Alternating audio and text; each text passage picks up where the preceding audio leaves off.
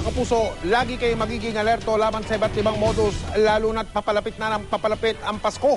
Sa lungsod ng Quezon, arestado ang isang babae at dalawa niyang kasama nang mabistong gumagamit sila ng pineke umanong credit card. Si Oscar Oida, naka-alerto 24. Sa itsura't itsura pa lang, sino magkakalang may binabalak palang di maganda? Ang babaeng ito, muntik na muna siyang makapamili nang aabot sa mahigit 14,000 pesos talaga ng produkto sa isang supermarket sa Cubao gamit ang isang cloned credit card.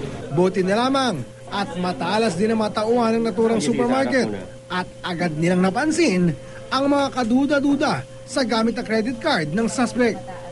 Sa validation po kasi, ito po di ba valid true? Natatakpan na po nung yung naka-state dito po, yung month year, yung validation, which is hindi po dapat talaga. Pero parehas po, tapos masyado pong blurred itong visa. Habang nangyayari ito, ang credit card company, kinokontak na pala ang tunay na may-ari ng account. Tumawag yung HSBC kaninang mga 10:30. Emergency daw kasi may nagtatransact gamit yung card ko.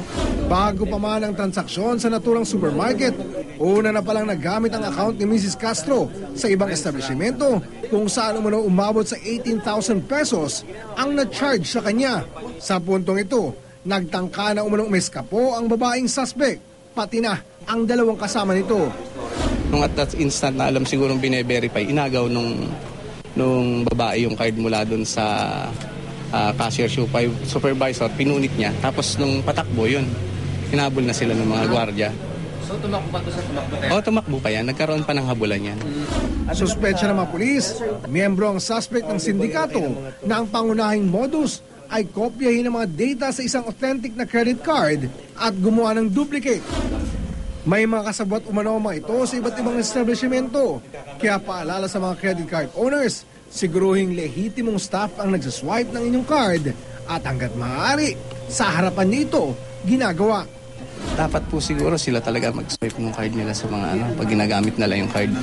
Sinubukan namin hinga ng pahayag ang suspect, pero tumanggi itong magpa-interview. Oscar Oida, naka-alerto 24.